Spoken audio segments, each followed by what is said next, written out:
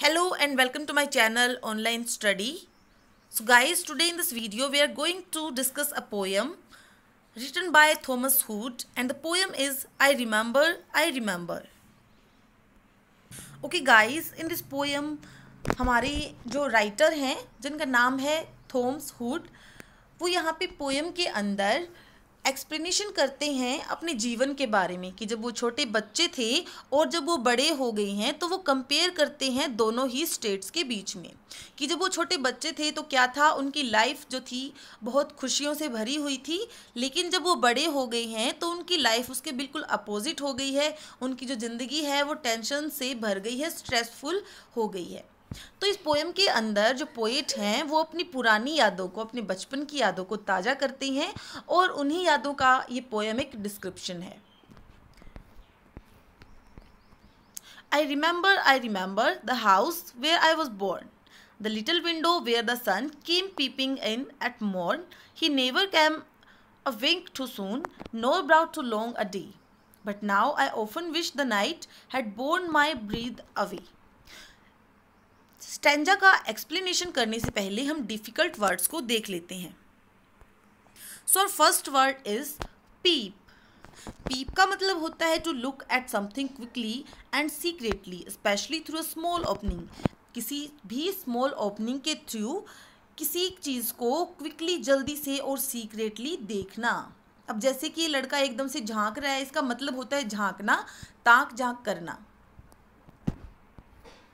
Next हमारा जो word है wink, to close and open one eye very quickly. एक आंख को जल्दी से झपकना, पलक झपकना, या फिर इसको हम आंख मारना भी बोल सकते हैं। डिफ़िकल्ट वर्ड्स में हमारा नेक्स्ट वर्ड है मोर्न। मोर्न का मतलब होता है मॉर्निंग। डिफ़िकल्ट वर्ड्स में नेक्स्ट हमारा वर्ड है बोर्न, जिसका मतलब होता है कैरिड, ले जाना, कैरी करना। अब यहाँ पे हम देख सकते हैं कि किस तरह से जो हमारा सन है वो ताक झाँक कर रहा है, ताक रहा है, झाँक रहा है खिड़की में से रूम के अंदर। इसी टॉपिक के ऊपर पोएम में हम आगे बात भी करेंगे, तो आई होप आपको ये चीज़ समझ आई होगी। तो पोएट यहाँ पे कहता है कि मुझे याद है वो घर जहाँ मैं पैदा हुआ था, और मुझे याद है वो सन जो कि खिड़की में से मेरे कमरे के अंदर झांकता था। He never came a wink too soon, वो बिल्कुल एक पलकने भर मात्र भी वो जल्दी नहीं आता था, और ना ही वो एक पलक मात्र भरने भर भी बाद में जाता था। मतलब यहाँ पे कहने का क्या है, पोएट का जो सन है उसका आने का और उसका जो जाने का टाइम था वो बिल्कुल फिक्स था। वो उसी टाइम पे आता था और उसी टाइम पे जाता था। वो एक पलक भर भी देरी या जल्दी नहीं आता था।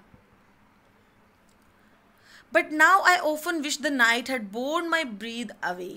लेकिन अब मैं विश करता हूँ, मेरी इच्छा है कि जो रात है वो आए और मुझे ले जाए, मतलब मेरी मृत्यु हो जाए। अब यहाँ पे जो हमारे पोएट हैं सीधा वहाँ पे क्लियरली क्या शो करना चाहते हैं कि उनके बचपन की लाइफ में और उनकी प्रेजेंट की लाइफ में बहुत ज़्यादा फ़र्क आ गया है। उनकी जो बचपन की ज़िंदगी थी बहुत अच्छी थी, लेकिन अब उनकी जो ज़िंदगी है वो बहुत स्ट्रेसफुल है, और इतनी स्ट्रेसफुल है कि वो चाहते हैं कि उनकी मृत्यु हो जाए। I remember the roses, red and white, the violets and the lily cups, those flowers made of light, the lilacs where the robin built, and where my brother sat the laburnum on his birthday. The tree is living yet. अब stanza का explanation करने से पहले हम difficult words को देख लेते हैं। स्टेंजा के अंदर हमारा जो पहला डिफ़िकल्ट वर्ड है वो है लाइलैक्स, जिसका मतलब होता है the trees that have large purple और वाइट फ्लावर्स इन स्प्रिंग। एक ऐसा पेड़ जिसके पर्पल और सफ़ेद रंग के स्प्रिंग के अंदर उसके फूल आते हैं, जो कि हम पिक्चर के अंदर भी देख सकते हैं। नेक्स्ट हमारा वर्ड है लेबरनम। ये भी एक पेड़ होता है, a small tree with hanging bunches of yellow flowers. पीले कलर के फूलों से इसकी शाखाएं लटकती हुई दिखाई देती हैं। ये भी एक लेबरनम है जो छोटा सा पेड़ होता है। मुझे याद है वो फूल, गुलाब के फूल रेड एंड वाइट, सफ़ेद और लाल रंग के। मुझे वॉयलेट्स के फूल याद हैं, द लिली कप्स, और जो लिली के जो कप्स, जो लिली फूल होते हैं मुझे वो भी याद हैं। Those flowers made of light, और जो फूल थे वो प्रकाश के बने हुए थे। यहाँ पे प्रकाश किसको इंडिकेट कर रहा है? ईश्वर को, कि वो ईश्वर ने बनाए थी। The lilacs where the robin built, और यहाँ पे जो हमने पढ़ा भी, जो लिलियक्स है ये एक पेड़ होता है जिसके ऊपर पर्पल और वाइट कलर के फूल आते हैं। तो इस पेड़ के ऊपर जो रॉबिन है, रॉबिन क्या होता है? पक्षी होता है। और उसने क्या किया? रॉबिन जो पक्षी था वो यहाँ पे घोंसले बनाता था, मुझे याद है। And where my brother set the laburnum on his birthday the tree is living yet, और मेरे भाई ने अपने बर्थडे पर जो लेबरनम पेड़ लगाया था, जो लेबरनम पेड़ प्लांट किया था, वो अभी तक भी जीवित है। जीवित रहने का मतलब यही है कि वो पेड़ अभी भी है। I remember where I was used to swing, and thou, the air must rush as fresh to swallow on the wing. My spirit flew in feathers then, that is so heavy now, and summer pools could hardly cool the fever on my brow. So, important word और meaning देख लेते हैं इस stanza के। First difficult word is swing, जिसका मतलब होता है टू मूव और make something to move in a curve, झूला झूलना, कर्व में किसी चीज़ को मूव करना। नेक्स्ट ब्राउ, जिसका मतलब होता है फोरहेड, हमारा जो फोरहेड होता है, माथा जिसको हम बोलते हैं वो। तो यहाँ पे पोइट कहता है कि मुझे याद है वो झूला जिस पे मैं झूला करता था, और जब मैं झूला झूलता था तो जो हवा के जो फ्रेश झोंके होते थे वो मेरे फेस पे आके टकराती थी। और जो मेरी आत्मा थी, मेरा जो शरीर था उस वक्त कैसा था? बिल्कुल लाइट था, लाइट वेट था, बिल्कुल हल्का फुल्का मैं महसूस करता था। यहाँ पे हल्का फुल्का महसूस करने से यही है कि मैं मेरी लाइफ में कोई भी टेंशन नहीं थी, मुझे किसी प्रकार भी कोई भी टेंशन नहीं थी, मैं बस अपने मज़े में रहता था। That is so heavy now and summer pools could hardly cool the fever on my bro. अब मुझे बहुत भारी महसूस होता है, मैं अपनी ज़िंदगी के अंदर जो संघर्ष कर रहा हूँ उससे जो क्या लगता है, मुझे बहुत भारीपन लगता है। और वो बचपन वाले दिन तो बहुत ज़्यादा याद आते हैं। क्यों आते हैं? क्योंकि बचपन के अंदर जो पूल होते हैं यहाँ पे इंग्लैंड के अंदर, वहाँ पे जब गर्मियों के दिन आते हैं तो वहाँ पे जो लोग हैं एंजॉय करते हैं इन दिनों को बहुत। तो स्प्रिंग के अंदर जो पूल्स थे, जो जिनके अंदर मैं बहुत एंजॉय करता था, वे पूल भी मुझे मुश्किल से ही ठंडा कर पाते हैं, मतलब मेरी टेंशन्स को दूर कर पाते हैं। The fever on my bro, मेरे माथे के ऊपर जो बुखार चढ़ा हुआ है, जिसको इसका मतलब इनडायरेक्टली जो पोइट का क्या है कि जो टेंशन मेरे अंदर भरी हुई हैं तो समर के जो पूल हैं वो भी उनको दूर नहीं कर पाते। I remember the fir trees dark and high. I used to think their slender tops were closed against the sky. It was a childish ignorance, but now it is little joy to know I am farther off from heaven than when I was a boy. अब यहाँ पे भी difficult word देख लेते हैं। अब यहाँ पे स्लेंडर का मतलब होता है स्मॉलर इन अमाउंट और size than you would think, जितना आप सोचते हो उससे साइज में या फिर अमाउंट में कम होना, मतलब हम किसी चीज़ को बहुत ज़्यादा एस्टिमेट कर लेते हैं लेकिन वो असल में उतनी नहीं होती।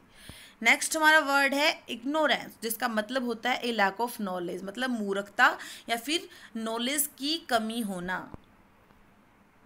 डिफ़िकल्ट वर्ड्स में हमारा अगला वर्ड है childish, relating to a child, किसी बच्चे, चाइल्डिश जो हमारी हरकतें होती हैं बच्चे जैसे होना, बच्चे से रिलेट करना। पिक्चर के अंदर हम फर के ट्रीज देख पा रहे हैं जो कि आसमान की तरफ बिल्कुल उनका जो उनकी जो शेप बनी हुई है वो बिल्कुल एक कोन की तरह है।